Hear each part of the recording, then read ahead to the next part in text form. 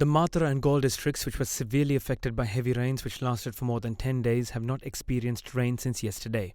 Consequently, the safe centres set up in several schools are to be removed today. Accordingly, discussions were held today by the Mathura District Disaster Committee, where it was recommended that the Regional Education Directors Authority could reopen schools. Attending the meeting via Zoom, the Commissioner General of Examinations further explored the possibility of holding the Grade 5 scholarship exam in the Mathura district within the next week.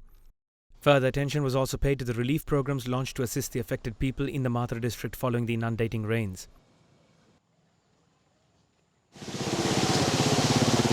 In the meanwhile, a discussion was held regarding the floods experienced in the Mathura district and issues pertaining to the construction of the salinity barrier across Nilvala River. This has resulted in more citizens resuming normalcy and the numbers of those affected by the rains gradually decreasing. Despite the rain ceasing, however, the lowlands of the Galle-Wakwella area below the Gin River continue to remain inundated. Meanwhile, dry food items were also distributed to 250 families affected by floods in some parts of the Baddagama area by Minister Ramesh Patirana.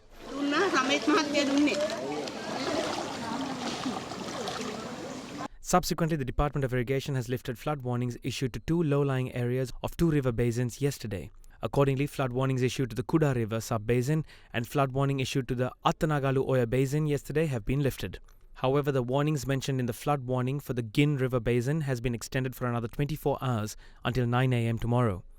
Further, an amber advisory was issued by the Department of Meteorology for severe lightning in several areas in the north central, eastern and central provinces and in the Badulla, Kegalle, Vavuniya, Mullaitivu and Manna districts.